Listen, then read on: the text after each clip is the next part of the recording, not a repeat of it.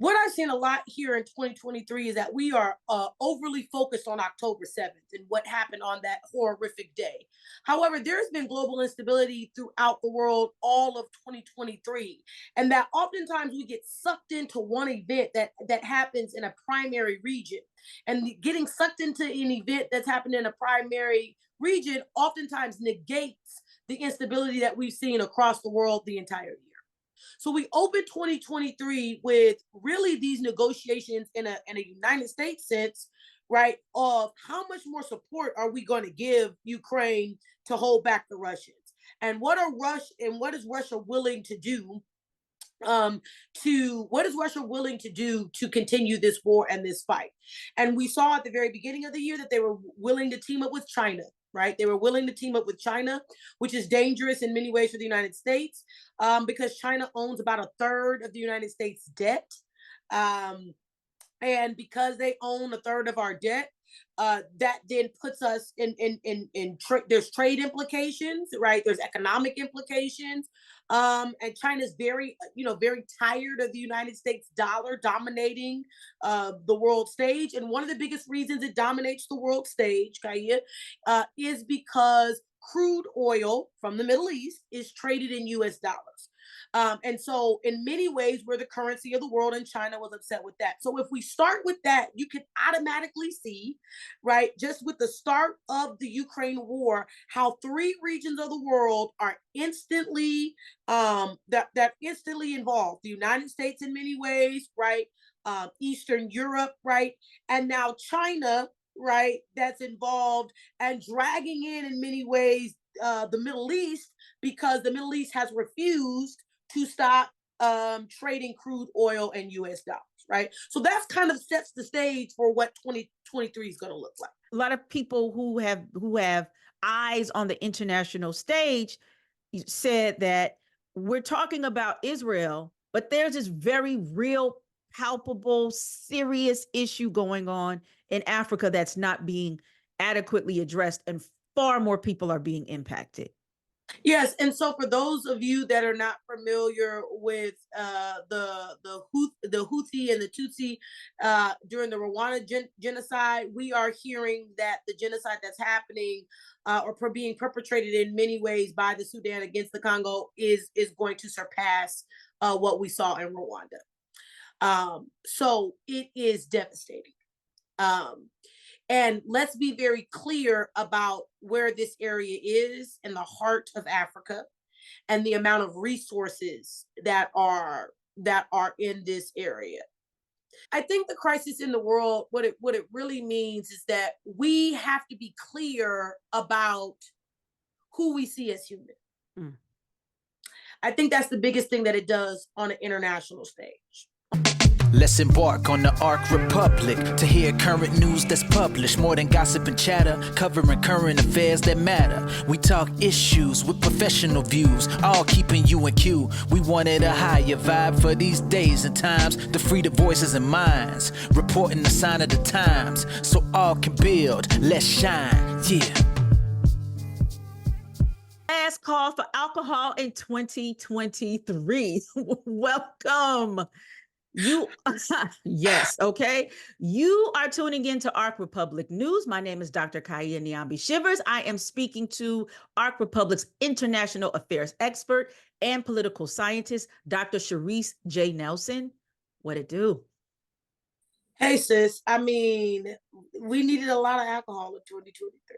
Yes, we did. 2023 was a year where it went by fast, but then it went by slow in some areas. But we need to, at the very least, reflect and look back and see these issues that we're going to bring into 2024 and define the political landscape. So that's why I brought you on, because who else better can do it like Dr. Sherice J. Nelson? Yes, yes, yes, sis. I think one of the biggest things that when I reflect on 2023 and I think back on it, I think that especially as a millennial who's growing up, is the idea. I think 2023 taught me that nothing that previous generations saw is going to be seen the same way. for me. And what I mean by that is that there are going to be the same evolutions and ebbs and flows. But because I was born at a particular time, all of the milestones that I reach as an adult are going to be very different than previous generations because the world is seismically changing, and in many ways kind of normaling out for my children, for Generation Z and Alpha, in a way that it's just not for me. And so in '08, when things happened, I thought, okay, well, this is just a blip in the radar for me, graduating in '08 and the economy crashing and all of that.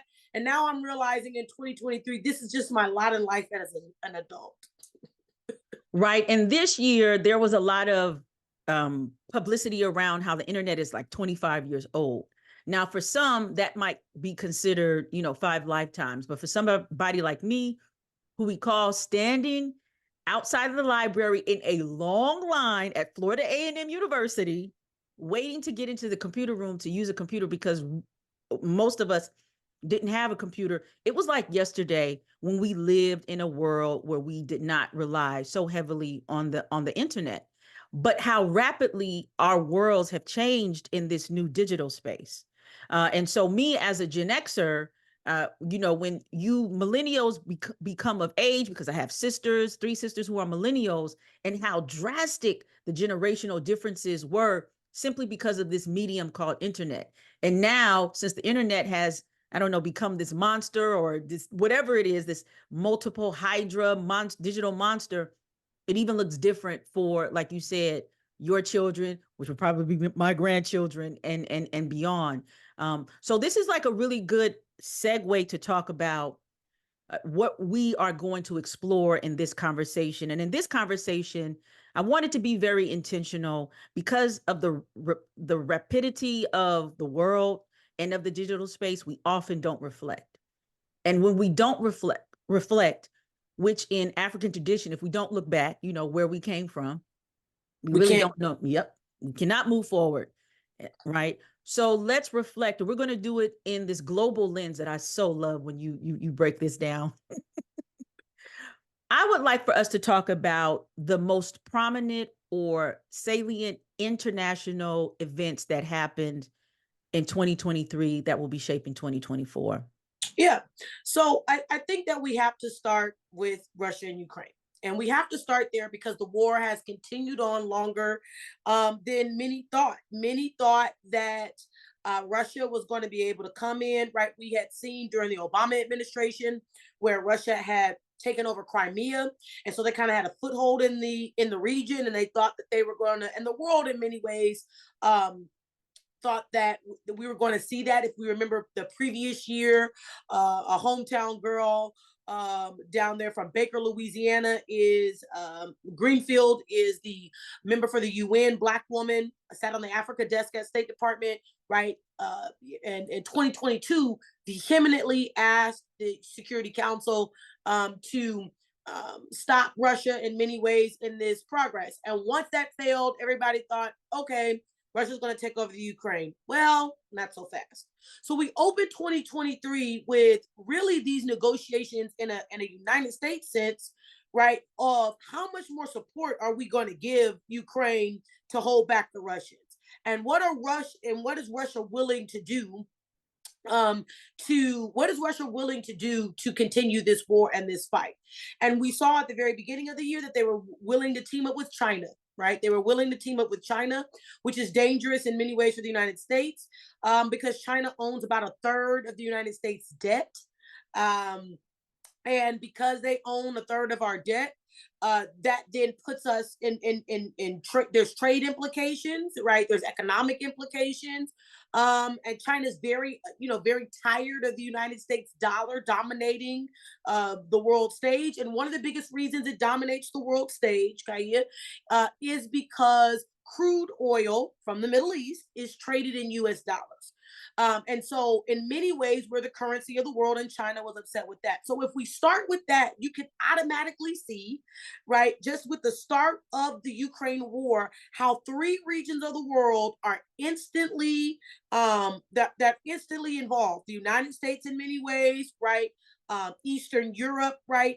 And now China, right, that's involved and dragging in many ways the Middle East because the Middle East has refused to stop trading crude oil and US dollars, right? So that's kind of sets the stage for what 2023 is going to look like. I have two questions to ask about that. My first question, and this is for maybe the uninitiated in understanding international politics, and I think I like that term a lot, right? Is how do these alliances or these political positionings work in terms of China, like you said, holds debt. China is very much economically interwoven into US economy, as well as Russia. You know, Russia controls a lot of, or has a lot to do with our ports.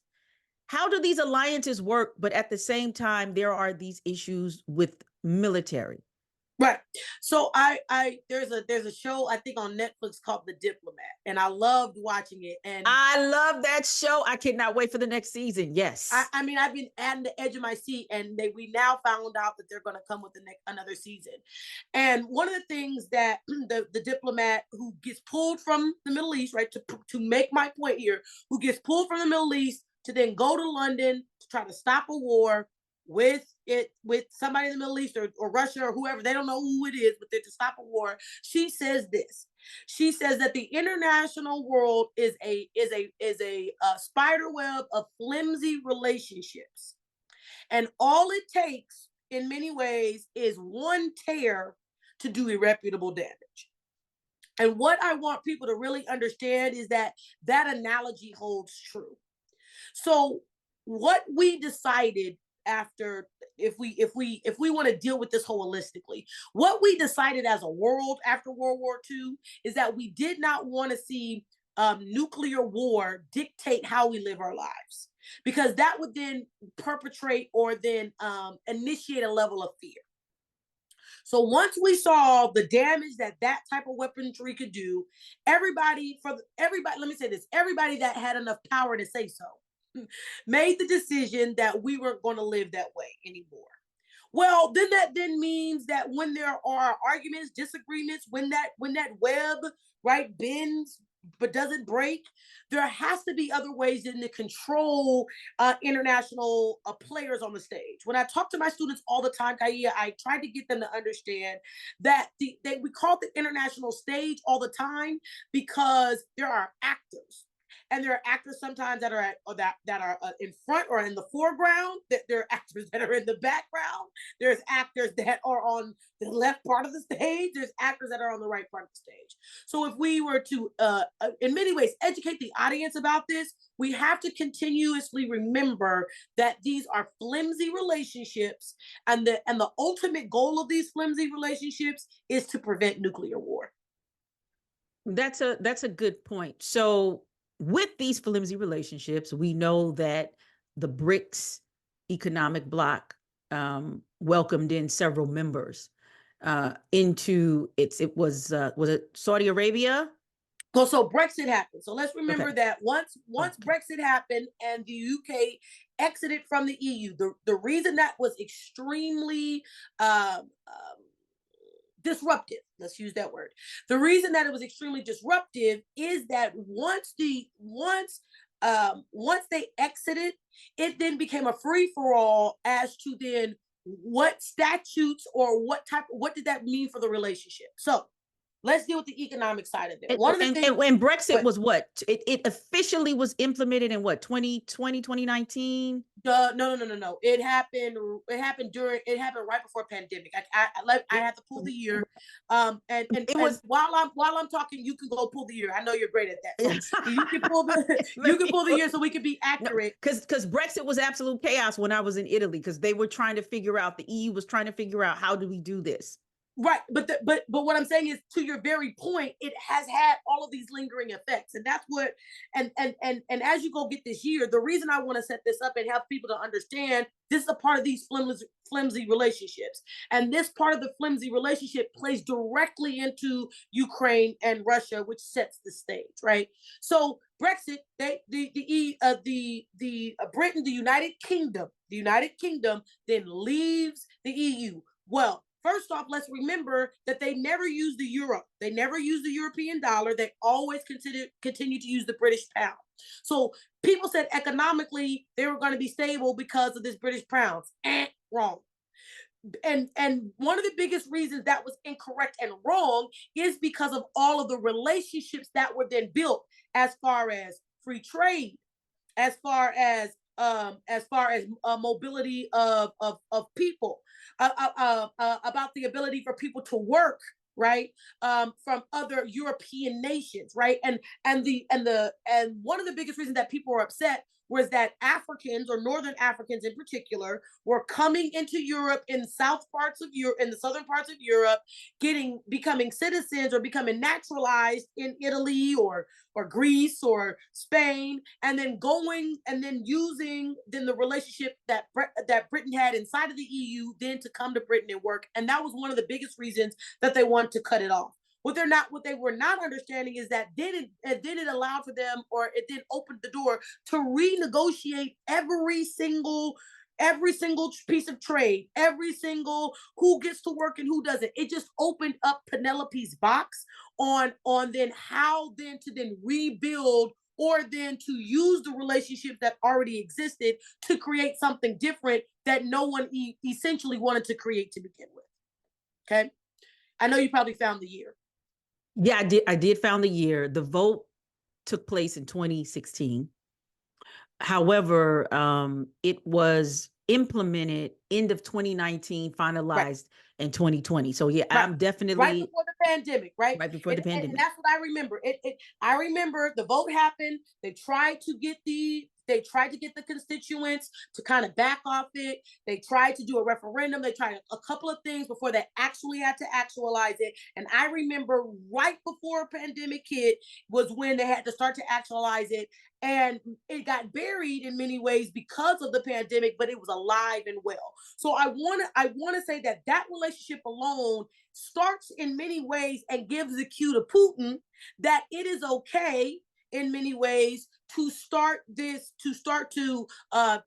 increase his influence outside of Crimea into Ukraine, right? I want people to understand that is a signal that Brexit was a signal. The actualization of Brexit, not just the vote, but the actualization, it actually coming to pass, was a signal that then starts to shake up the entire world stage, because now what the world stage is saying is that that new players can emerge, right? And so Russia, who has been for decades embarrassed about the Soviet Union crumbling, embarrassed and frustrated about NATO increasing, right? The idea of the NATO presence increasing. And people have to remember that Ukraine was used in many ways to entice the United States because of Poland. Because Poland is a member of NATO, and NATO for listeners to understand what NATO is. I know you've heard the acronym. NATO stands for the North Atlantic Treaty Organization. So in its nature, it is a treaty. It's a treaty that says, it has all these articles, but the biggest part of that treaty is if one of us gets attacked, it means all of us gets attacked. And right? I want to say this, what you were saying in terms of Russia, we in the United States don't really understand the chaos, the political chaos, the how do I want to say this, the blurring of borders and the immigration issues that were created as a result of Brexit. I know but it was and mind you, this is on the heels of a Donald Trump election. So correct. In Europe, right, they're looking in the United States and they're talking about make America great. We're going to close the border. You know, a lot of Europeans are like, yes, we need to close these borders, right? But then when Brexit happens, you need to redefine the borders, right? Because a lot of Europe is depending on the UK. So there are these. And so when you have, and I'm not an international affairs expert, but when you have, I do know this, when you have a lot of uncertainties going on, political uncertainties, it opens the door, or it creates a vortex for other political, stronger situations to happen, i.e. what's going on with Russia. Am I correct about You're that? absolutely correct. So in international relations, there's all of these theories. There's theories about how the players, right, how the players interact on the international stage. And one of those theories is called realism. And what realism says is that power begets power.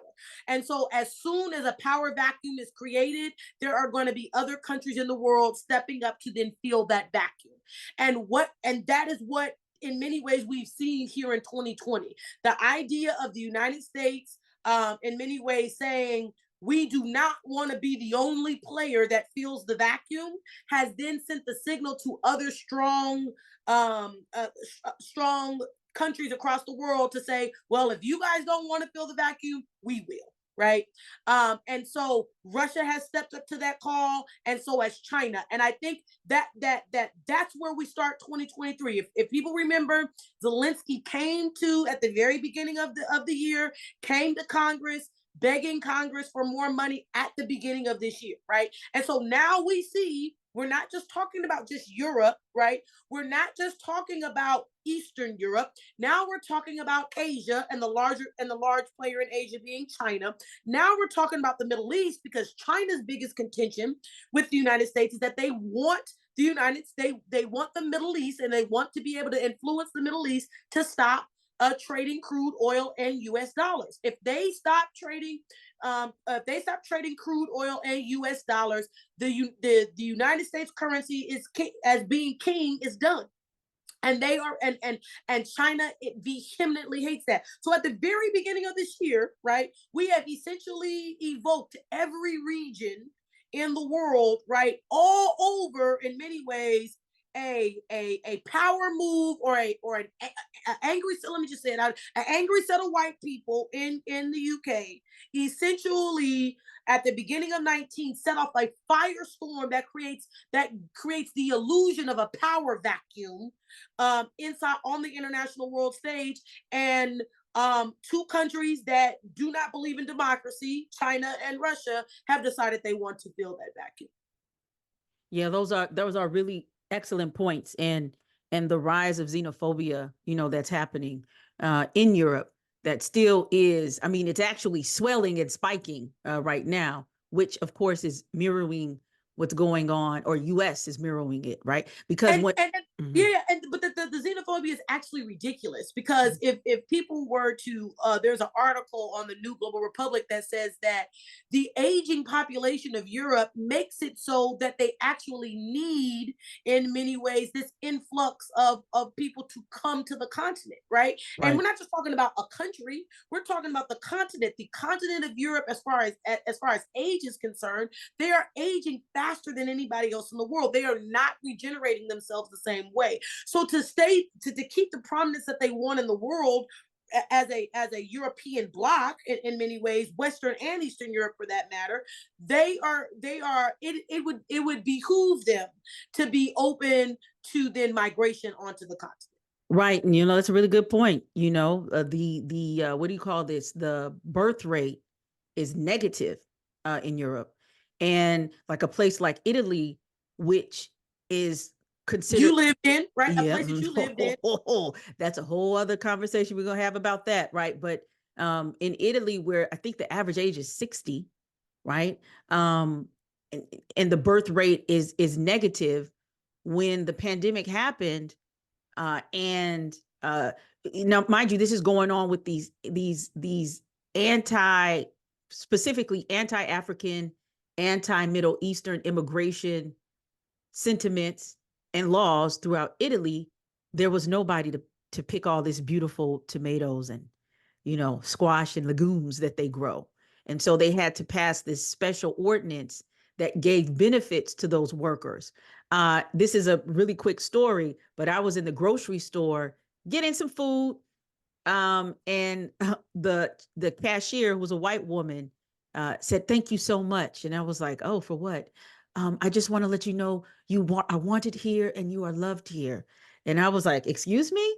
She mistook me as an African immigrant, right?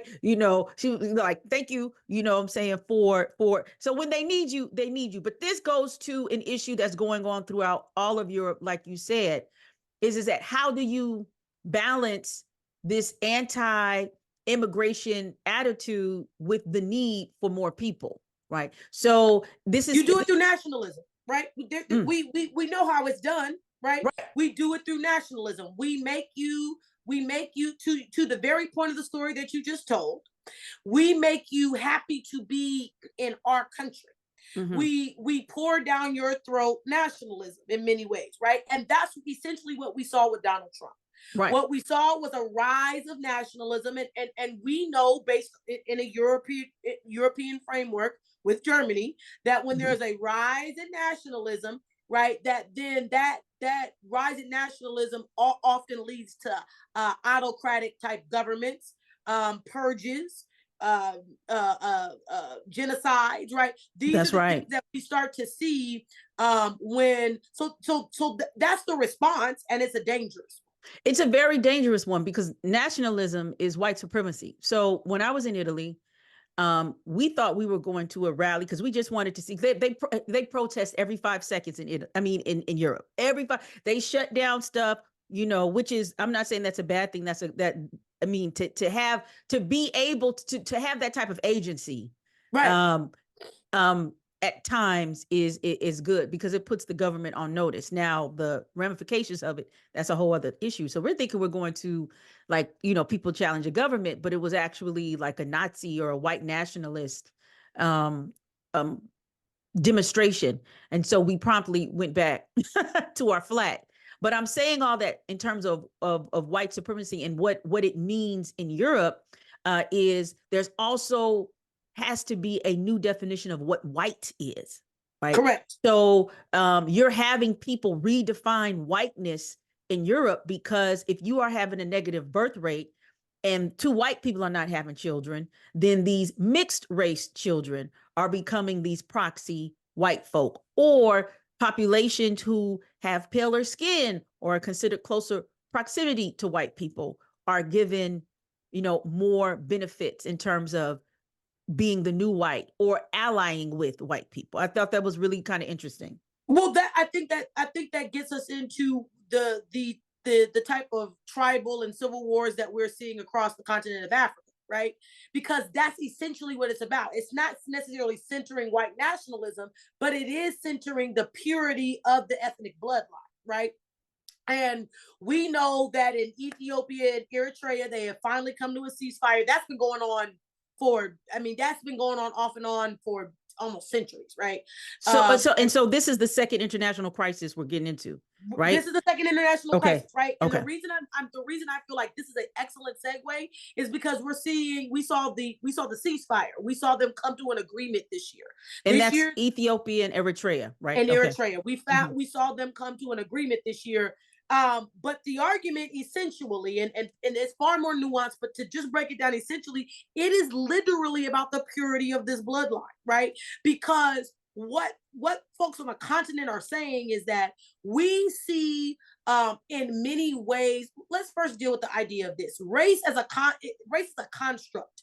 It morphs. It is defined by the cultural phenomena at the time. If we think about race as black, white, yellow, red, right? Those terminologies don't even start appearing until the 1500s, right? People in many ways were identified by tribe, right? Or then identified by nation state far more, right? Because ethnically they were homogenous, right? If you were French, it's because ethnically they're homogenous, right? And so I say that to say that the continent of Africa is looking at this issue that's happening across the world and saying, we don't want that happening here, right? We don't want this bifurcation, this dilution in many ways of who we are to happen, because what they know is that when we allow that to happen, the white European world, the Western world, then defines what we are. And we are not going to allow that to happen, right? And so that's the foundation in many ways. We could get into the tribal warfare and this religious group and that religious group, but the biggest thing in many ways we are seeing on the continent in this way is, to your very point, Kaya, of the idea that we do not want to see this dilution. And to protect dilution, here are the tactics or the things that we're willing to do. So one of the biggest global events that we see this year, which is actually favorable in many ways, is we see this reconciliation between Eritrea and Ethiopia over borders, over borders, over migration over those borders. And the reason that that's extremely important when it comes to the global world stage is that the African Union, it sits just like the European Union sits in Geneva, right? The African Union sits in Addis Ababa, which is in Ethiopia, right?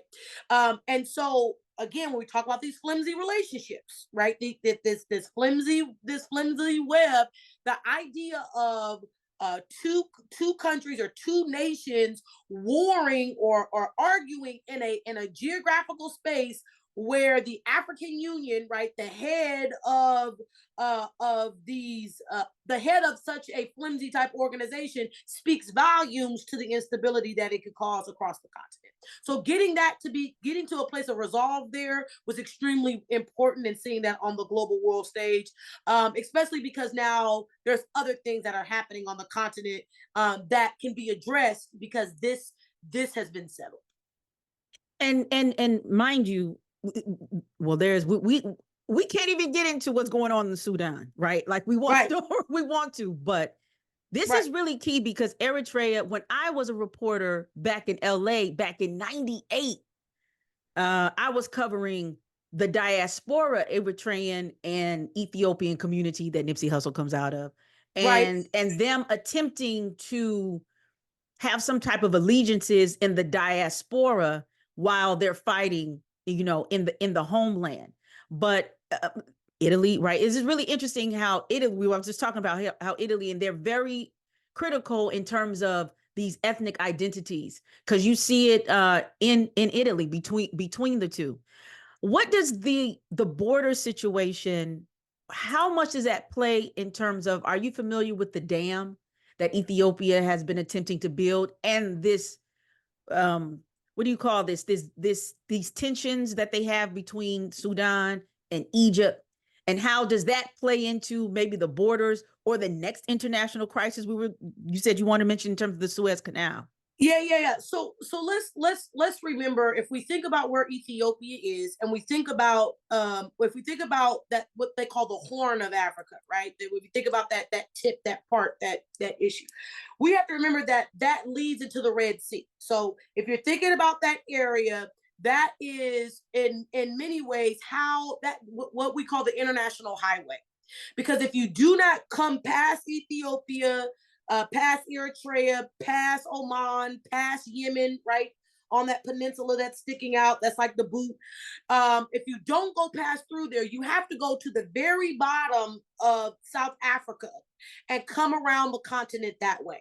And that can extend a voyage 2 to 3 weeks, depending on the size of the vessel, depending on, you know, its fueling capabilities, what it's carrying, et cetera, et cetera, et cetera. So we have to remember that corridor is extremely important. And we also have to remember the level of influence that's in that corridor. What is North Africa versus what is the Middle East, right? I hate the terminology Middle East because it centers the Western world, right? Because it's really Western Asia. It's not the Middle East, it's actually Western Asia. But we have to remember that and some people might say Africa, but some people might say Africa, right? And that, I think, is the heart of what you're really discussing here, as far as trying to keep, in many ways, this level of purity. Because we have to remember that the continent of Africa, as far as where these lines are, or where these lines are drawn, right, on that eastern shore of Africa, are arbitrary to begin with. That European nations came in and kind of cut the map up. Okay, we like this piece, you like that piece, right? And that's in many ways how things were split up. Now, on the eastern side, they weren't as affected by that in many ways, and there's a lot of history to that because of the kingdoms that existed, blah blah blah. And I don't want to get that deep into it. However, the establishment of strong borders was European in nature. And it had to be established if African countries wanted to be seen as actual players on the international stage.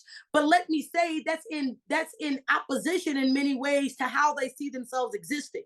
And so they had to, in many ways, kind of form themselves into a mold to try to then interact on the international stage. And it's had repercussions.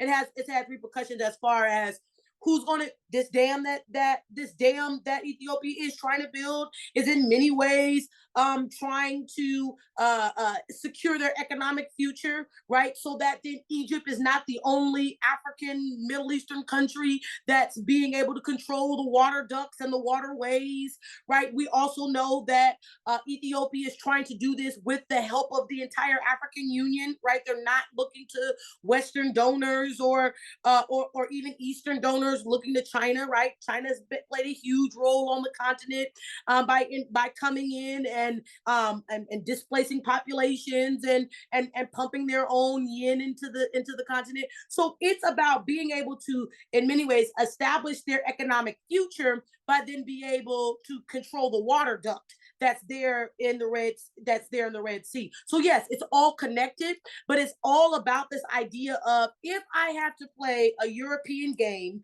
which is establishing borders, which is interacting from a nation state lens, then I want to be able to also control my economics, and that has everything to do with being able to control the resources that are here, and building the dam is a part of controlling that resource. Wow. There's so much. For you all listening, you are getting a full 3 years. This is your whole political science, international affairs course wrapped up into a podcast session. But I wanted to say this before we go into the third international crisis that you wanted to talk about. People don't know, who are very maybe recent in the world and haven't really, especially I'll say in the United States, haven't really gotten that international education or international political education, don't know that the Suez Canal is a man-made waterway that essentially splits Africa being connected to what they now call the quote unquote, Middle East. But I just wanted to throw that fun fact out, which is very political, which goes to your point in terms of how, particularly Europe and those European adjacent are reconstructing their political identities in the world. All right. With that being said, let's talk about the Suez Canal crisis. Yeah. So the Suez Canal crisis, I think, is extremely poignant right now, because if people remember during there's been some more quiet skirmishes, but if people remember, the Suez Canal got shut down, right? And it got shut down because a ship got stuck inside of the waterway. And once it got stuck inside of the waterway, it reignited a lot of questions about who's responsible. So if I take people back historically, I want everybody to know, as Kaya has said, that waterway was man created. It's a man-made waterway. And in this man-made waterway, Anwar Sadat, who was the leader of Egypt at the time, wanted to nationalize the waterway. And that became a problem immediately, because by it not then being privately held, it meant that European nations, the United States included, and in many ways, even Middle Eastern countries, weren't going to be able to privatize the benefits of then using that canal, right? And so there was an agreement that was struck that kept some portions of nationalization, but then commercialized it as well. And I don't want to get into that piece because it can get kind of convoluted, but I want everybody to understand that this waterway has been heavily debated, right, since Anwar Sadat said that he wanted to nationalize that waterway and then make the proceeds of the use of that waterway Egyptian. So when a ship gets stuck in this, and now we have to have a discussion about who's responsible for getting it out, right? We have to have the discussion of how is it disrupting in many ways the delivery of goods across the world, right? And so why is this crisis something that then dictates what's happening, or is seen as an international crisis for 2023? Because now through that same Suez Canal, because of this Palestinian Israeli loggerhead Hamas juggernaut, we are now seeing Yemen blowing up and shooting down these commercial vessels that are coming through the Hormuz Strait, that are on their way up through to get to the Suez Canal. So the Hormuz Strait is at the tip of this waterway where the Red Sea is, at the very, very tip, and Yemen is using it's using the international crisis that's happening in Israel and Palestine, in the Gaza, to then cause attention to their desolate position, and they're shooting up these vessels that are then would have to travel through that Suez Canal. So that is why we are looking at that's to me why this is one of the biggest crises, because now we're going to have a larger discussion about, do we shut the canal down altogether? Because there's the inability to try to contain or control what's happening in the Hormuz Strait further down, right? So that's not just who's coming up the strait, right? Who's coming up the Hormuz Strait, passing Yemen and Oman. We're talking about also who's coming down through the Suez Canal, I'm sorry, the Suez Canal. So this is a huge crisis, because now we're going to have a larger conversation about, what do we do if that canal shuts down? What does that then do for the movement of goods? What does that then do for what does that do for food sources and storages? Because people have to understand that not only are we as the United States sending are we getting food, right, from other places, but we're sending food to other places. People have to remember that it's often through that Suez Canal that farmers in middle America are sending their soybean to China. Right through that strait. I mean, right through that strait and right through that canal. So now this is a crisis that did, in many ways, that many people are not talking about, but it opens us up to having a larger economic conversation. There's so much I want to say, right? But we are touching on the highlights. But what I do want to and add or subtract to what I have to say is that a lot of now shipping companies or have now already removed themselves from shipping in that area because of the safety issues, because it now is considered a war zone, right? That's one thing. And the second thing, do you think that when you were talking, I had oh, okay, these quote unquote border issues and south of the border, America is getting real cozy, or cozier and fuzzier with Mexico on down, because when ish pops off more in that region, we are going to have to rely on Latin America in order to get our goods. And Mexico is going to be the gatekeeper of that. Am I incorrect or correct? You're absolutely correct. And let's back this up one piece, because you're absolutely correct. And it pushes against the Republican agenda, because they've been talking about a damn wall. And now, right? And so I want to back up before we get to the Mexico piece, because this is why, in many ways, the United States went and had a conversation with Saudi Arabia.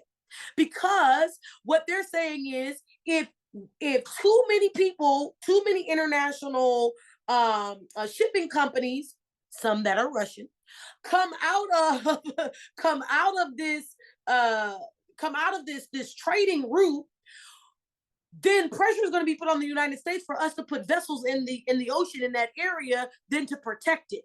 What does that then mean? That then puts us on a war footing, because all it's going to take is for a Yemenis missile to hit us. All it's going to take is for a flare. All it's going to take is for we to go to the Adriatic Sea, or go get down in that area. And then what happens then is, then Russia wants to send its fleet because they don't want us there. Then China sends its fleet because they don't want us there, right? So what people have to, I think the thing that people don't understand is that just as much as the United States is the big bad wolf, We are also the savior that everybody calls on when things go bad, because they believe that we have the most malleable interest, meaning that we care the most about what we look like on the world stage. And so there's certain things that we're not willing to openly do. We may do them covertly, but we're not openly willing to do things, the same things that China and Russia are willing to do. So the reason I think I want to pull that back is that making a decision about, or a decision about if we send ships to the area speaks largely then to how successful this commercial trade is going to be, to your very point. Because in many ways the United States has been hesitant about sending their own vessels into the area. That's in many ways why these international companies have pulled out, because they're like, oh, United States, you're not coming there to send your ships to make sure that we're gonna be good. We ain't sending our ships. Europe ain't talking about sending any of their ships, but they want us to send ours. And if you're not gonna send yours, that's okay. We'll suspend. I love the language. We'll suspend, right? Because I can reverse the suspension at any point in time if you, as the United States, decide to send your vessels down there. So then the United States is now talking to Saudi Arabia. Listen up, Saudi Arabia. This war in Yemen is a proxy war between you and Iran. You're Shia and you're Sunni, y'all fighting back and forth. Y'all been fighting forever. You guys need to tamp down this fighting, and you got to tamp it down fast. And if you don't want to tamp it down fast, then we're going to stop buying oil, okay? Because we need you. We cannot send vessels to the region. It's going to erupt a global crisis. We cannot do this. We as the United States, currently we have someone that's a Democrat in office who's big on not looking like, I'm not saying not being, but not looking like a hegemonic power. I don't want to look like a hegemonic power. I'm not sending any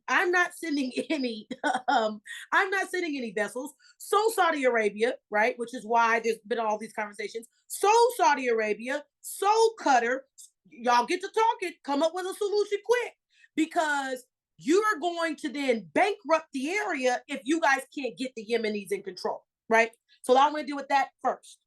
Then we can shift to Mexico. And the reason I say to pause there and shift to Mexico is because we have to revisit NAFTA. And people do not remember NAFTA, which stands for the North American Free Trade Agreement.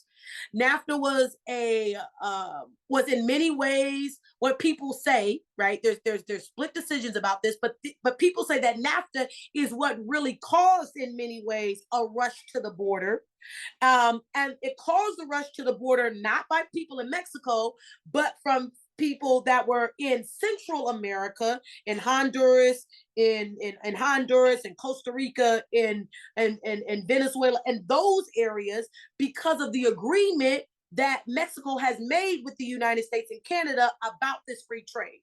So the same way, in many ways, the Clinton administration, way back, signs this agreement that in many ways allows for the same type of trade and the same type of relationships that we see inside of the EU when it comes to trade across borders, is the same essential kind of agreement that Bill Clinton signed with Mexico and Canada. Well, because that was made with Mexico was pretty much made at that point, as far as stability. And this is, please, I don't want people to say that Mexico became immediately rich. No. What I mean is by finding a stable market for what you're trading. There was no longer the need for Mexico to then go look to Venezuela or look to Costa Rica or to these other Central American countries to then trade with, because they had a built-in trade partnership with Canada and the US. So they had a stable market to bring their goods to. And that, in many ways, and that reliance is what we're relying on now that the rest of the world, the rest of the Western world, the rest of the world is blowing up. We are relying on this relationship, but the relying on this relationship now puts us in political trouble, because we have said we don't want any more of it, right? Put them in detention centers, send them back.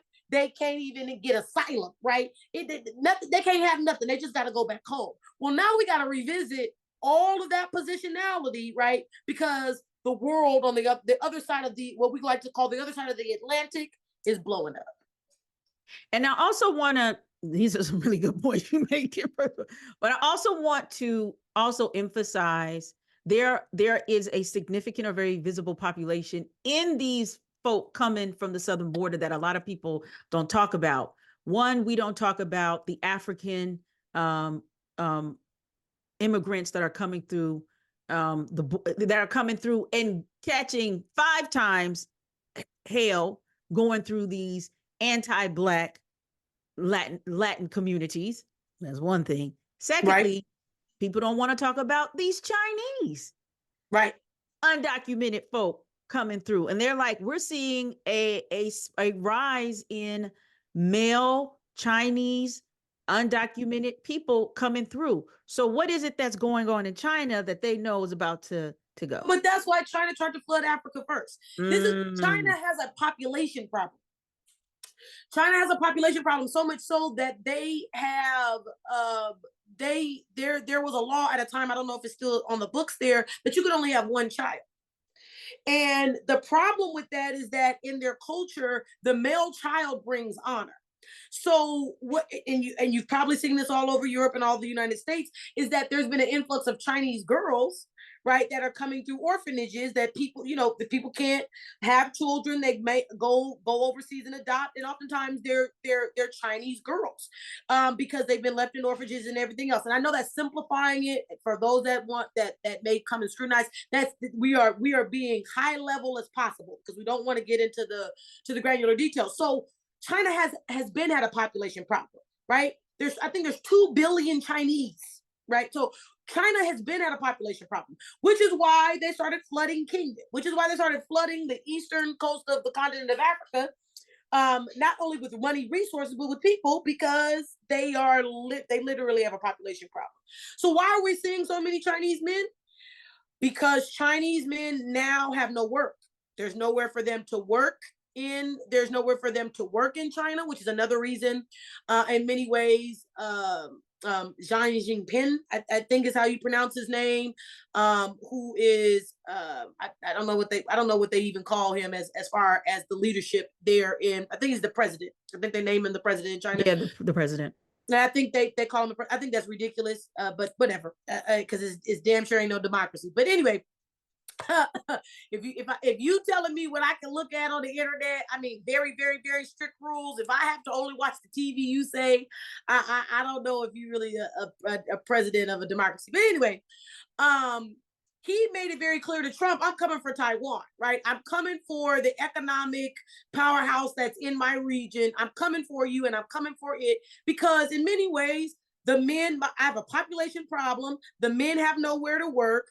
And what we know historically is that when we have disgruntled and unsettled men, you're looking at war.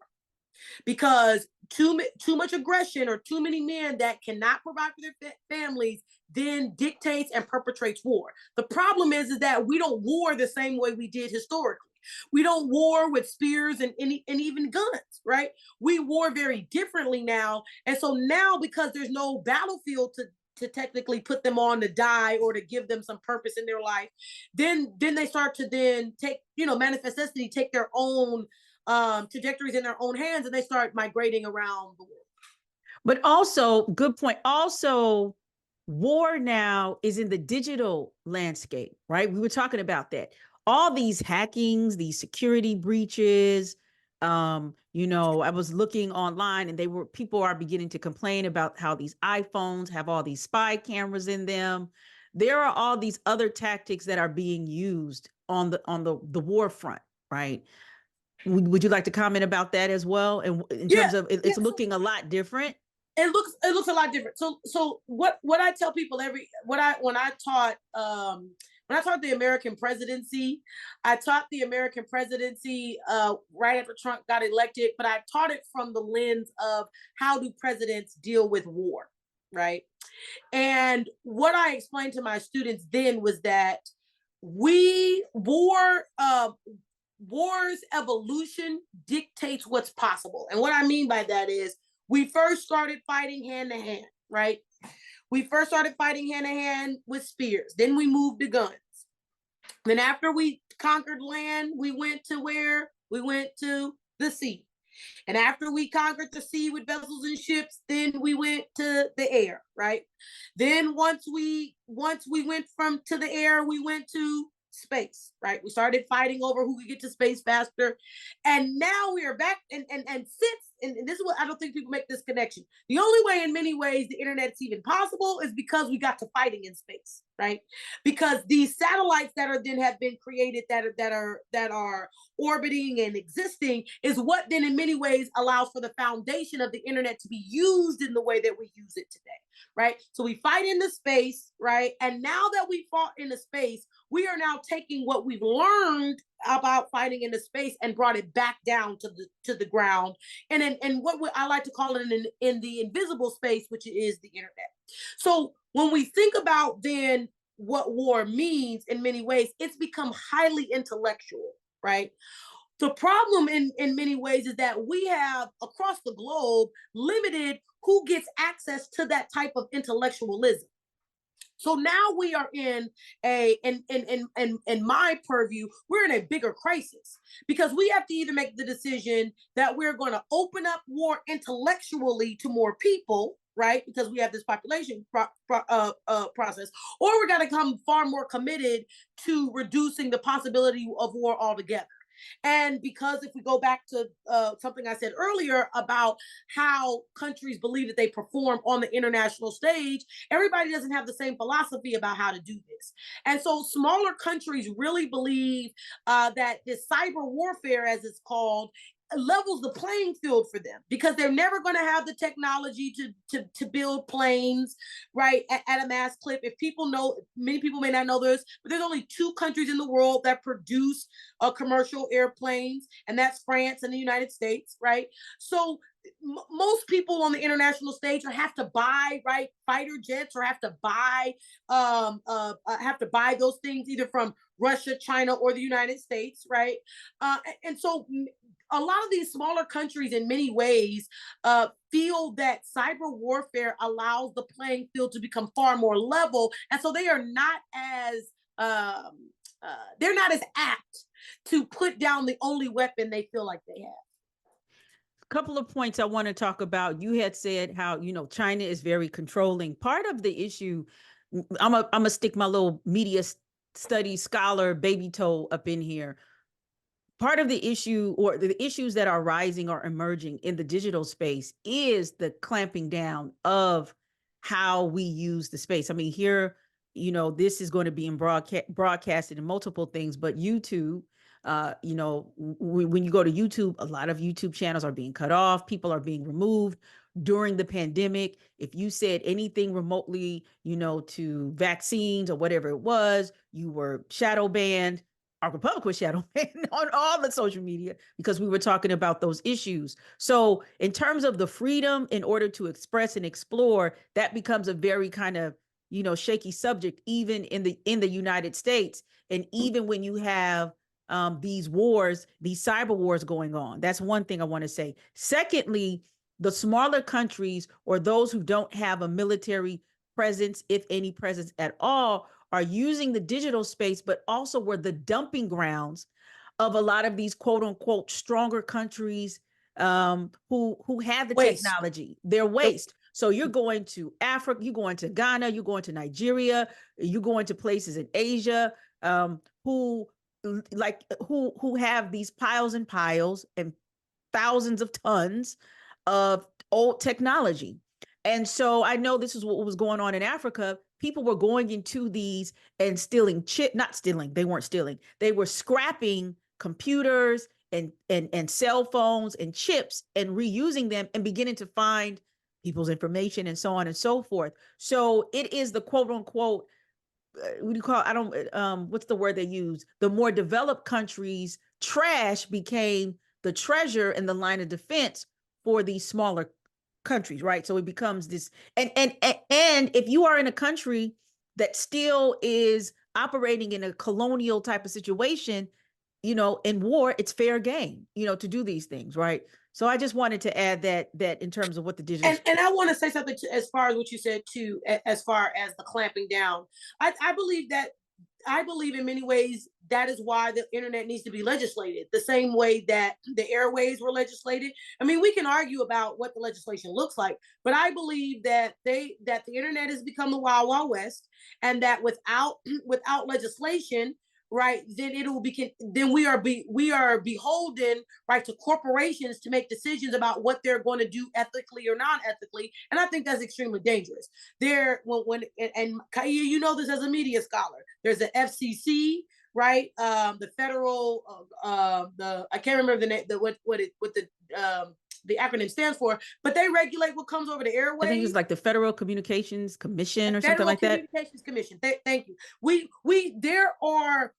need in many ways a federal internet commission. We need in many ways some oversight, and we need some legislation, and we need it not in a way of spying on people. We need it in many ways to then be able to set a standard for what corporations can and can't do.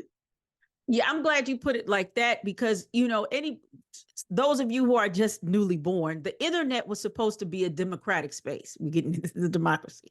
And it was supposed to be a democratic space because those quote unquote, you know, creators of it, this is the very generic history, is that the world in terms of the political landscape just got so overran by people with money and resources to control it. So the internet was supposed to be this landscape where those who didn't have the money or the military might, in order to express themselves, create communities, and so on and so forth. So nobody knew what the internet or projected what the internet would be. And when the internet goes out into the public, it becomes something else. The problem happens is that you still, but what happened, the problem is that the internet then begins to mimic the non-digital world, where you have corporations and companies and those with means and money and access can then create these black markets, then create, you know, these controlled spaces where we are heavily reliant on, such as a YouTube, such as a Twitter or X, you know, Facebook, which are privately held companies that have most of the world on them and relying upon them, but then can dictate your movements, right? So I just wanted to add that in terms of, but what does that legislation mean when you have legislators, as we know, who are not who are making decisions that are not for the common folk? It's usually for corporations. And that's where I think that our conversation about democracy can really kind of break ground, right? And the reason I say that is because I need people to understand that we do not live in a direct democracy. We live in a republic. And what that means is that we elect the people that are going to represent us. So what I'm at my wit's end about, Kaya, at my wit's end about is I don't want to vote, but I'm mad. And I'm not saying this as a wag my finger, what have they ever done for us moment. That's not what I mean by it. I'm at my wit's end because I am thoroughly frustrated about the fact that people do not understand that in a republic, you get to decide who speaks for you. And when you don't like what they're saying, you can get them kicked out. But we have allowed a political machine to make us think otherwise. But that's only because we are not activated. And this is what I mean by this. The person that represents you in the federal government, in the House of Representatives, is elected every 2 years. If you don't like then vote them out. It happens every 2 years. And I'll give you an example in my husband's home state of Georgia to get people to understand why it can really happen. Lucy McBath, the mother of Jordan Davies, whose son was killed at a gas station because his music was too loud by a white man who actually was prosecuted and put in jail. then ran, she was living in Florida at the time, came back home to Georgia, ran in a seat that was once held by Newt Gingrich. Newt Gingrich, who has made in many ways the current Republican Party as we know it in the 90s, made it because of his venom, made it because of his campaign tactics, made it because as Speaker of the House, the rules that he passed. So the Republican, the venom and the strategy and the cutthroatness that we see from the Republican Party today, in many ways, was made in part by Newt Gingrich. She went and won his old seat. She has been challenged, Kaya, since she's won that seat. She's been challenged every single time. There's not been one time that they have not sent somebody to either primary her from the Democratic space, right? They've tried all kind of tactics. They've tried to get somebody on the Democratic side to primary her so that she couldn't then become the representative. They've tried to get Republicans to run against her. So they've tried to get Black Republicans to run against her so that she could lose the seat, right? Because she has been committed. I mean, committed. I don't care how many death threats she gets. She is committed. And what I'm saying to you and what I'm saying to the audience and those that are listening is that there are tons of Lucy Bass of McBass out there that we refuse to put in spaces back in the old Confederate South or even across the North that can help us then regain the power that we need as the people, not as a party. And people have to remember that parties are only vehicles. We get so wrapped up in party politics that we forget that there are only vehicles. And the only reason, Kaya, that they're the vehicles that we have made available to us is because in our democracy, which is a republic, there are only two places of true power. It's either the federal government or the state government. And what we see, or what we have seen over the course of history in this country, is that the two major parties align themselves with the two power sources in this country, either the state government as the power source or the federal government as the power source. So when we look at these two parties, they are only vehicles. And if we look at people that sit in these parties and the people that fight and have maintained or have forwarded our objective, we will then see the people first and then the parties second. There's so much to say. We have jumped. We want to talk about democracy. I'm going to earmark that because I don't want to go too far into the weeds in terms of our discussion with 2024 and what that looks like. But I think that's really, really important to mention that, because a lot of people, I don't think, don't connect what the national space looks like and how it impacts the international, right, space. But I wanted to cover one more of well, there's actually two. We kind of covered one, but I wanted to talk about this because we kind of mentioned it in our last conversation, but the genocide that's happening in the Sudan and Congo. And I want to talk about that because a lot of people who have eyes on the international stage said that we're talking about Israel, but there's this very real, palpable, serious issue going on in Africa that's not being adequately addressed, and far more people are being impacted.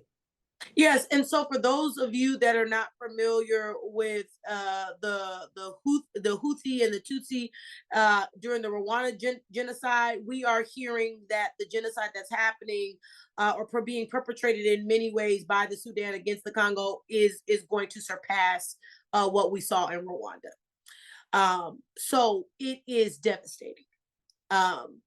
And let's be very clear about where this area is in the heart of Africa and the amount of resources that are in this area.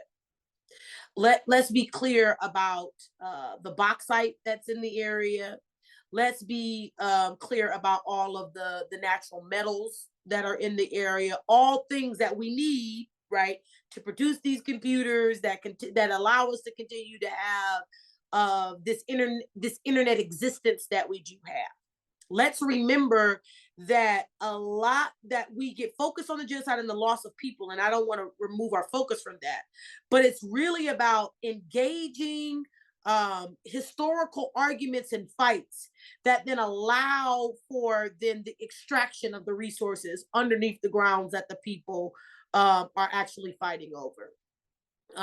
UN humanitarian reports are dismal as far as not only are we looking at the displacement of people and the actual killing of thousands, right? I think they have tripled the number of the folks lost in Gaza.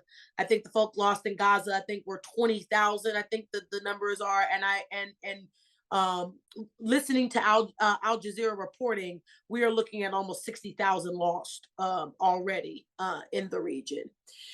We have to remember that an unstable Africa is often an unstable continent, but especially in these areas where there's high resources and there's high ethnic tensions, that they are to the benefit in many times of the more developed world. And they're to the benefit of the more developed world because it allows two things. Number one, it allows us to have access to the resources, but it also allows us to play savior. And I think that oftentimes we remove in our analysis or our calculus of this our ability or our desire in many ways to play savior to these two places that we want their resources. And so what this allows is in many ways is that let me say it to you this way, the only way that you get to a resolution, the African Union is not going to be able to help them get to a resolution. The only way that you get to a resolution is by bringing in Western powers. There's no doubt about that in my mind. You're going to have to start bringing in, and even if it's not Western powers, you're going to have to start bringing in more developed nations to be able to ultimately get to a ceasefire in this, or get to some level of agreement, right? Because a lot of this again is over borders. I had a classmate at Howard who was from the South Sudan, right? Very, very dark skin.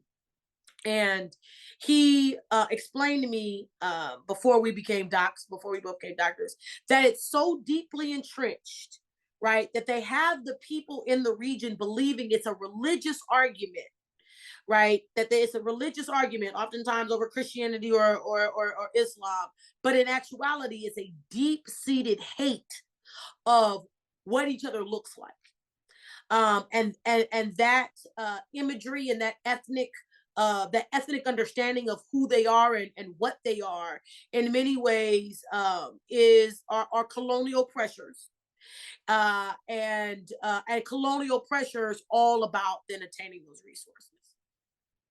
Yeah, I'm looking at these numbers. For those of you who are unaware of what has been going on, they say for the past 25 years, the Congo and Sudan have been, factions have been warring. And to date, they are estimating, or estimates are saying that approximately 7.75 million deaths, 7.75 million deaths have resulted in this. Currently, there's about 25 million people who are destabilized. They're refugees. They are in a crisis, and all of the residues that happen in war. You have significant amount of rape. You have a hunger crisis. You have tons of other human rights abuses that are going on, and you also have an instability where countries who are not even in the war are having issues with their growth, because you're also having, people migrating or fleeing to other countries that are trying to get themselves together as well, right? Right. Tanzania, Kenya. I'm trying to think about all of the bordering countries that would be that are seen as far more stable, right? That would then see these influxes. And you have to remember that, Kaya, to your very point about borders, that the borders there are porous. They're not they're not really, they're not a strongly established borders. So the borders in those areas are porous because they're either connected to deserts, right, or they're connected to jungles. And so or there's still ethnic ties because, as you said earlier, Europe came and just cut up Africa like a piece of pie, and people's cousins, relatives, and everything are in different countries, right? Right. So you also have that. Mm-hmm. Yeah. And so the reason I denoted the tripling is that they believe that they've seen an uptick of about I think the numbers I looked at earlier were about 40,000 just this year. Wow. That out of the seven or so million that we're talking about over the span of 25 years, that almost 40,000 of those deaths have happened in the year of 2023, which is why I denoted it as a crisis. Mm-hmm. Yes. And so what does this crisis mean to the world? Yes. I think the crisis in the world, what it really means is that we have to be clear about who we see as human. Mm. I think that's the biggest thing that it does on an international stage. On the international stage is we need to make a decision about who we see as human. Because if we are not going to get serious then about this level of loss of life, right? But we want to continuously hear about the Gaza, and I'm not saying that tragedy is any less important. What I am saying is that the level of attention given to that versus the level of attention then given to a prolonged a skirmish, in many ways enacted and agitated by colonial forces, right? Then we really have to decide or be clear about who we see as human and who we don't see as human. Right. And I really like how you said that, because that type of thinking also is very translatable or transferable in the United States, right? In terms of how we deal with who dies, how people get arrested, who gets arrested, who gets sympathy, who gets attention, and who gets resources. The Brookings Institute wrote a report over a decade ago, and I think their title is very apt now. It's like "The World Shrugs while the Congo and Sudan are in crisis," right? And so that's exactly how Africa in general has been treated, because there's this sentiment of that's what those people do, right? Have these senseless wars. When we have senseless wars all over the world, right? And I think that's important. But secondly, when you have instability in countries, it goes back to what we were talking about with Brexit. It creates a climate where those with power, resources, it can go under, do black market stuff and go, under the rules of international, whatever it is, can then position themselves and extract the resources and the human capital in these areas without any type of accountability or any visibility on them. So that's something also we must be very aware of, because what we're seeing, in my opinion, humbly, we are seeing like an Elon Musk. A lot of people don't know Elon Musk is the benefactor of a family who took a South African, was a mine, or made their money off of mining. And if you know anything about mining in South Africa and the history and the exploitation that it had on the indigenous native black populations, and how the white, the British, and the Dutch that came in and made a whole lot of money. This is Elon Musk's money that he got, and now is, with the Tesla in the Twitter. So if we don't really pay attention to what's going on, we're going to be creating these offspring that come from people who are very quite comfortable with becoming uber wealthy and rich and being power plays of the world off of the deaths and the abuses of other people that they deem not human. Right. All right. I'm sorry. I got preachy. Let me work back. Okay. So thank you so much for tuning in to Ark Republic. If you like what you see and you like what you hear, you can actually keep this mothership going. How? You can make a tax-deductible donation in several ways. One, Cash App us at Ark Republic Media. And you can also go on our website, arkrepublic.com/donate. As well, you can also donate to our fiscal sponsor and our sister organization at Black Farmers Index, that is Cash App, or also go onto their website, blackfarmersindex.com. We are two Black women-owned media organizations who share our profits so folk can thrive. What seeing a lot here in 2023 is that we are overly focused on October 7th and what happened on that horrific day. However, there's been global instability throughout the world all of 2023, and that oftentimes we get sucked into one event that happens in a primary region. And getting sucked into an event that's happened in a primary region oftentimes negates the instability that we've seen across the world the entire year. That's a really good point. I wanted to talk about in our pre-show, you mentioned something I had absolutely no idea about, right? And so I wanted you to explain this. You were talking about the China Creek issue. What is that? China creep is what I call it. I call Oh, it China creep. So like to this creep, power, CREEP. yeah, like so Oh, I creep. oh, yeah. Yeah, yeah. Yeah, I call it China. Okay. All right. Okay. All right. Yes, Got you. Creep. yes, Okay. yeah. I call it China creep, and I call it China creep because China is very they are tired of the level of domination that the United States has. And so they thought that they were going to buy up a good portion of the debt, and that by buying up a good portion of the debt, that they were going to be able to have some more control over the economic landscape. In many ways, it just allowed the United States to just lend more money. I mean, and in many ways, it allowed the United States to lend more money because the fact that crude oil, which is still one of the major resources used for power in the world, is traded in U.S. dollars, and so China has been about, and people say this all the time, that China doesn't think about decades; they think about centuries, right? They think in a longer fashion. But the internet, in many ways, has made them think a little more short term than they previously thought. And so, what we have seen in China is that they have been very aggressive in the South China Sea.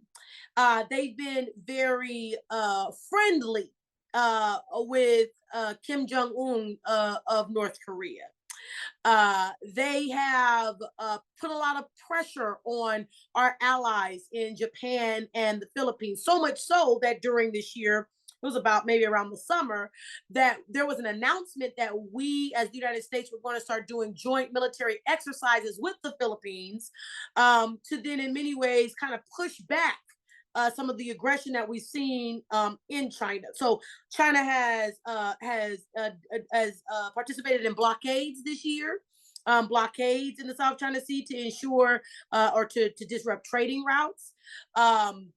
They have been very forthright about the seashells, or their ownership of that, which are these smaller islands, yeah, which are these smaller islands in the South China Sea, and so they have pushed to say that they are the owners of those islands. They just recently, in many ways, threatened Joe Biden to say that they were going to come back for Taiwan, that they were going to come back for Taiwan and take that area back, which is now in many ways an economic zone that functions on the mainland of China, right? It's many people are familiar with it, but it's more of an economic zone than anything. But China has made it very clear that they are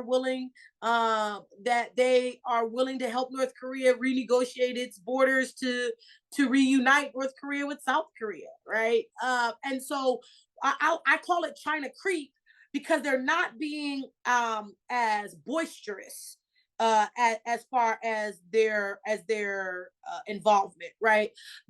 China has agreed in many ways to help the Ukraine. I mean, to help Russia against the Ukraine, right? Russia ran to the Ukraine once the European world and the United States cut off their access to the ruble, right, and the other markets. Then Putin ran to China, which they share a border with. People have to remember, Russia's huge and they share a border with China, and ran to China as far as getting financial assistance to continue to fight this war against the Ukraine. And so I call it China creep because they are taking their little tentacles and they're creeping everywhere throughout the world, right? They have not backed up in their strong support of economically backing those in the Caribbean. and economically backing those on the continent of Africa, right? They are keeping their tentacles all across the world and allowing their influence to fill the power vacuum through a creep. Yeah, or on the West Coast in the hood, we say creeping on a come up, right? So it's just like I had to go back there. I was like, oh no, this is like the chicken hawk coming up, So that's a really good analogy. When my husband and I we went on a cruise in 2016, because it was like the first time they were kind of opening up this cruise line in that area going down into to South Asia. So it would started in I forgot. I think I want to say started in Hong Kong, and then it worked its way all the way down to Singapore. The Mhm, first place we were supposed to go was Taiwan, but we mhm. couldn't go because there was some, possible impending something going on between China and the US. So we had to skip that. So this is that creep that you're talking about. This is like a bit by bit, slow, drip by drip. We are positioning ourselves. So that is an excellent analogy. I'm glad you're giving that insight and how it impacts or has this triple effect. Well, So yeah, I think the biggest thing that Kaya that I don't think that people are understanding is that the same way that the United States culturally is on the minds of folks, China wants to be on the minds of folks. And what I mean by that, if we remember the Olympics, right? Remember the Summer Olympics, and the grandeur that the amount of money that they've mhm, spent, right, just in the last decade on that Olympics, right? They want it's about being a part of this creep. Is the reason I call it a creep is because they want to just all of a sudden be inside of the conversation. And what I mhm, mean by that is even culturally, right? My niece is all in the anime and all of these their cultural phenomenon, mhm. their foods, their right. And I understand that anime is not all Chinese. Let me be very clear. But what I'm saying is I want This because people will start to dissect and be that's not what I'm saying. What I'm yeah, saying is that they are pumping money into the Asian imagination. correct, They want to be the center of that imagination. And that's correct. why I call it a creep, because it's not just I want to be in the center from a military perspective. It's not I want to be the center from an economic perspective. It's not. It's that I want to be able to capture the imagination, and I want to feel this power vacuum that I believe is being created within the hearts and minds of people more than just these other areas. No, you have a point, right? Because I'm gonna do the baby toe with the media studies thing is that China is a huge funder in the entertainment and the media space. They have their own production company where they are pumping out productions, but they also are funding non-American, non-Hollywood productions, studios, which is very important in the education space. Me being a professor, for those of you, who don't know, the United States was kind of in a conundrum because tuition increased across America. And a lot of just the typical American household, whatever their racial identity was, just couldn't afford it or just didn't want to pay all that money. So a lot of universities struck up relationships with China because China is paying for a lot of these students in cash to come and get into the university where they had not been able to before. And so this goes to your point where China doesn't think for decades, they think maybe in dynasties. They're thinking about how we are implementing things that go for 7, 8, 9 generations. So, And so let's also remember that Asian folks, I mean, if you talk to other Asian ethnic groups, they despise China, right? Like, if call a Japanese person Chinese and you get ready for a fight, right? a beat down. A Okay. beat down, right? Like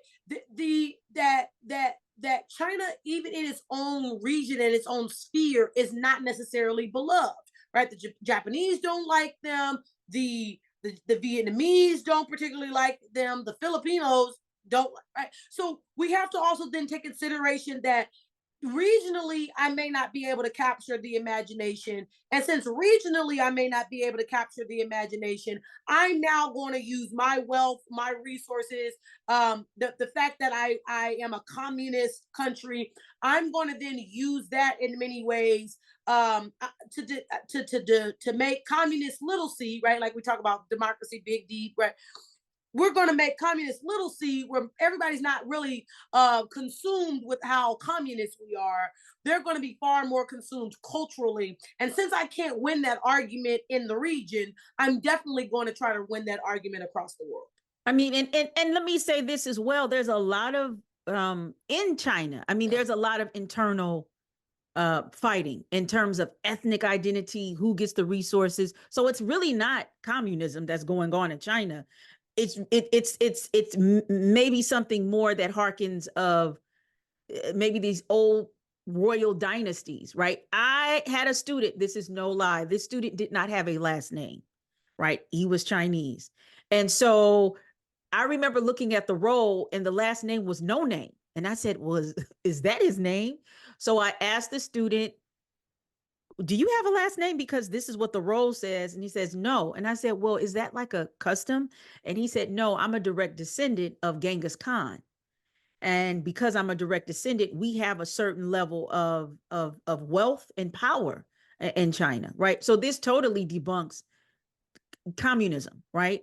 And as well, there's a lot of critique in terms of the educational structure, in terms of who gets education in the city versus in the country. That has always been something that China has dealt with, is the urban and the rural, and that breakdown. But I also wanted to earmark that. I have one more question in terms of the China creep. You had talked about it, is that South Asia, China could be doing a whole bunch of things, right? But why is China so focused on South Asia? Because that's where we see the most growth, right? If we think about Singapore just 20 years ago, what was Singapore but a swap? I mean, if we think about the places for economic growth, if we think about places for tourism, right?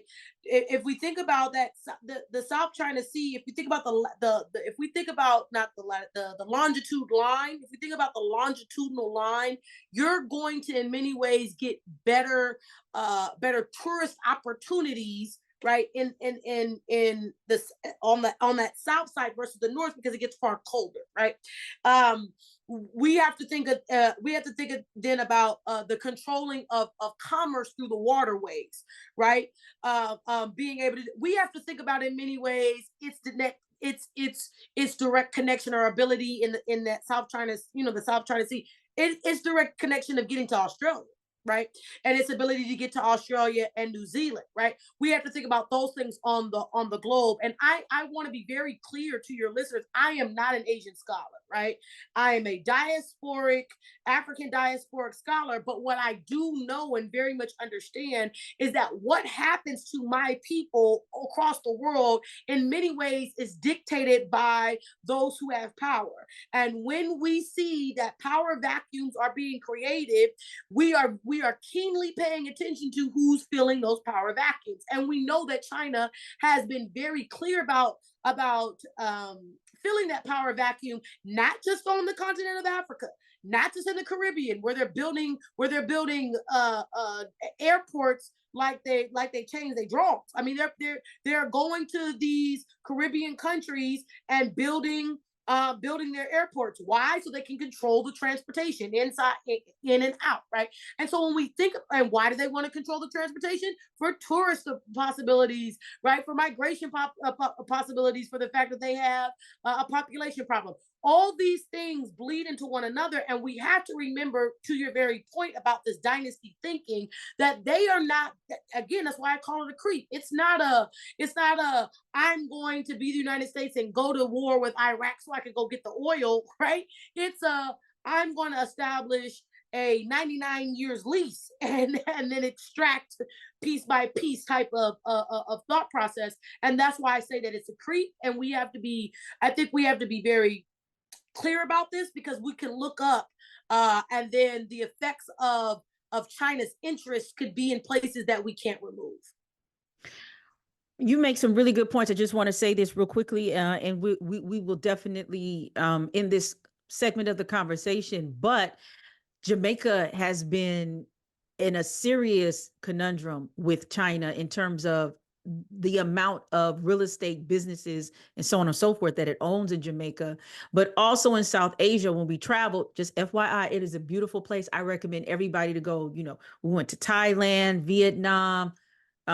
We didn't go to Malaysia, but when you got to Singapore and you got to some places where there's like a pan South Asian diaspora that's there, these people, Sherice, look like you and I. They They look like, are dark people, right? And so, you know, we're going, and the farther down we get, the browner they get to the time we're in Phuket, Thailand, or Pattaya, and, you know, the people are like, what's up? You know, I'm really like, what's good? right, because they think you're one of them. I mean, Yes. I mean, because you look just like them. There's no reason for them to think that you're not them until you open your mouth and they're like, oh, Exactly. And that's what we did. And we had like a funny moment because there was this vendor selling umbrellas, I remember. And I didn't want an umbrella because I wanted to get some sun, but we were the only Black people in this particular place, and all the white people, there was like miles. It was weird to us of these. They weren't cabanas, but they were like locally made ones. So the white people wouldn't be in the, you know, they would be in the shade,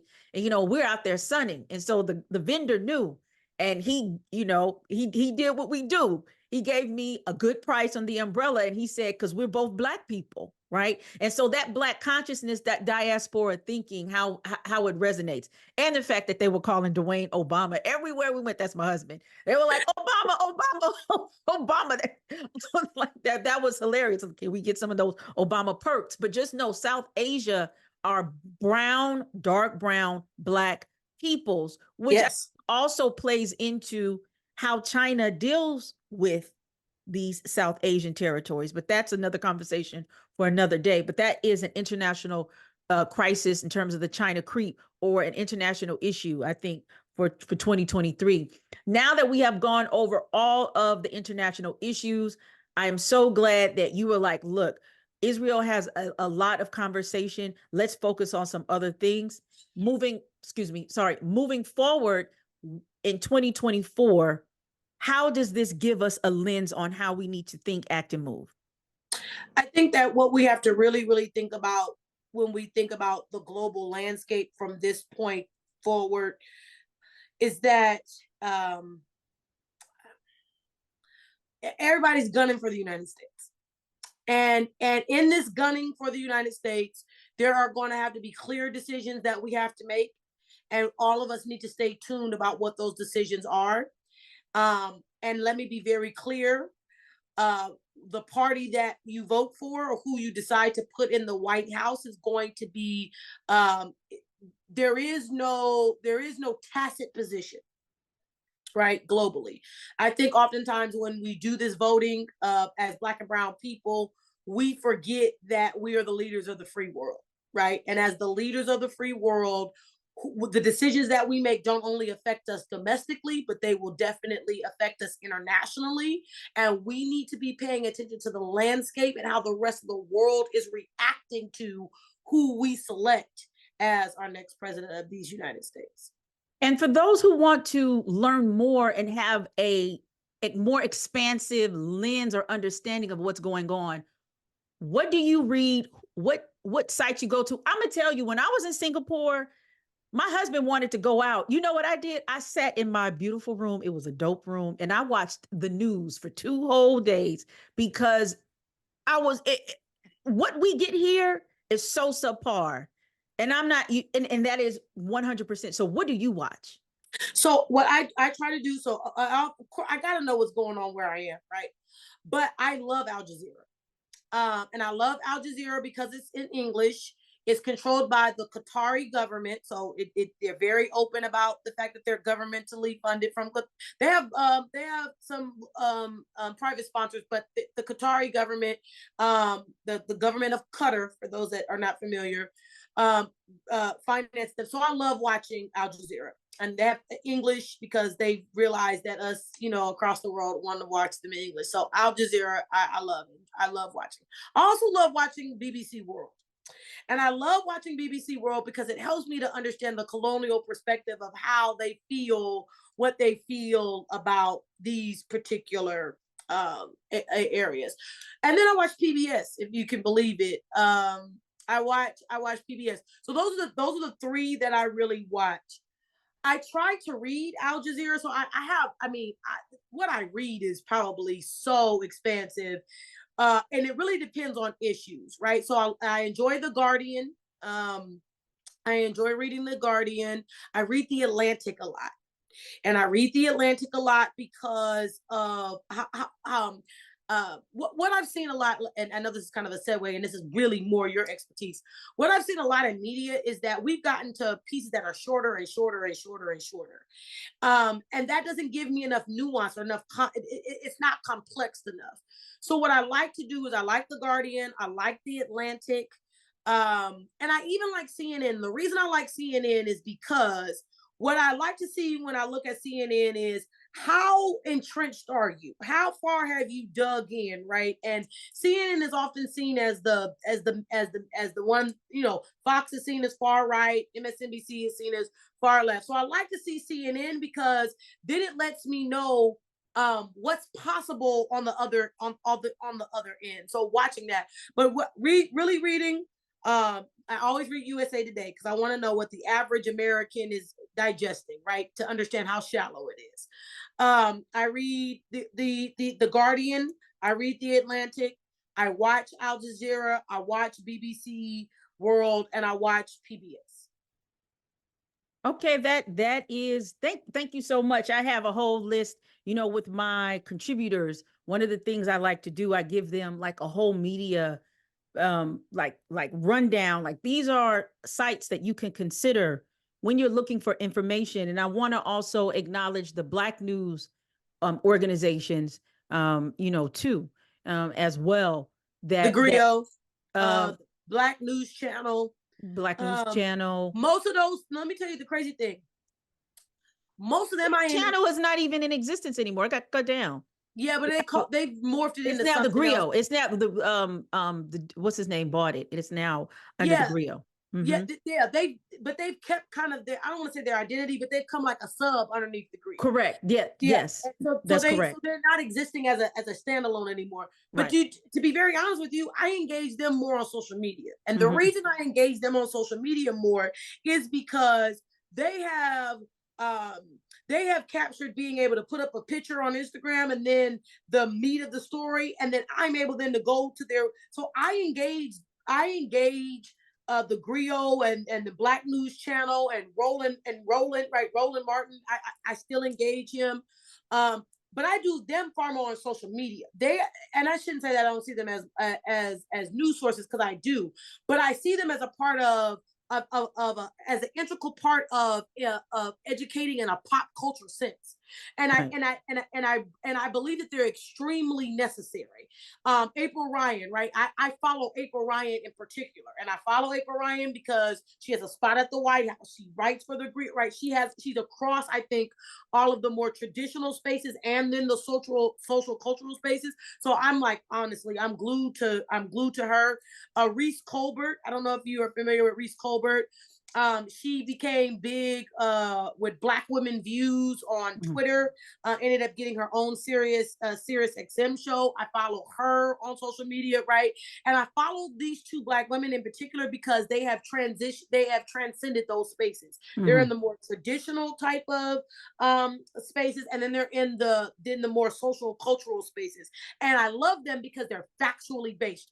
April and Reese. So those really are my kind of gateways into those Black media spaces. And then the Atlanta Journal. So every time I'm in Georgia, I spend time. I don't necessarily do it when I'm outside of the state, but when I'm in the state, I enjoy reading the Atlanta Journal because I feel like it's one of the places in the more traditional media space for Black folks that has been consistent in their reporting over the years. Yeah, that's a whole other conversation. We talk about Black news, what that looks like, and how we can grow from it, because we really do need a lot of growth about that. But you mentioned something that was really important and has become the trend of how a lot of people are getting their news via social media as opposed to going on the site. And I just saw something from what's her name, Tracy something, for the Pivot Fund, and how there's going to be investment in social media. Now maybe they'll become an app. If you are an app, that's fine. But if you rely on Instagram, definitely TikTok, Facebook, which is ran by the Chinese. Exactly. That's why I said definitely take TikTok. If you rely on these privately owned corporations in order to run your site, it becomes very tricky when they shut it down if you're violating their user policies. So that's something that we need to be very attuned to. So I'm glad you said, well, I look at it. If it's something that's worth the interest, then I go on it. But, because I'm really looking at Twitter and in this age of Elon Musk, and Twitter is definitely going to transform. How it's going to transform, I don't know. But those who are, especially like a Black Twitter space, who have heavily relied on that social media platform to have dialogue and to pass on information, please find an alternate source. Please do. But that's a whole other conversation. So thank you. Now we know what to tap into, what to look forward to, and what to prepare for in 2024. We are officially ending 2023. We out. Dun, dun, dun, dun, dun, dun, that was good. dun, Let me dun, tell you, dun. you know who my niece is starting to listen to? My niece and my bonus. Let's embark on the Ark Republic to hear current news that's published. More than gossip and chatter, covering current affairs that matter. We talk issues with professional views, all keeping you in queue. We wanted a higher vibe for these days and times, to free the voices and minds, reporting the sign of the times, so all can build. Let's shine, yeah.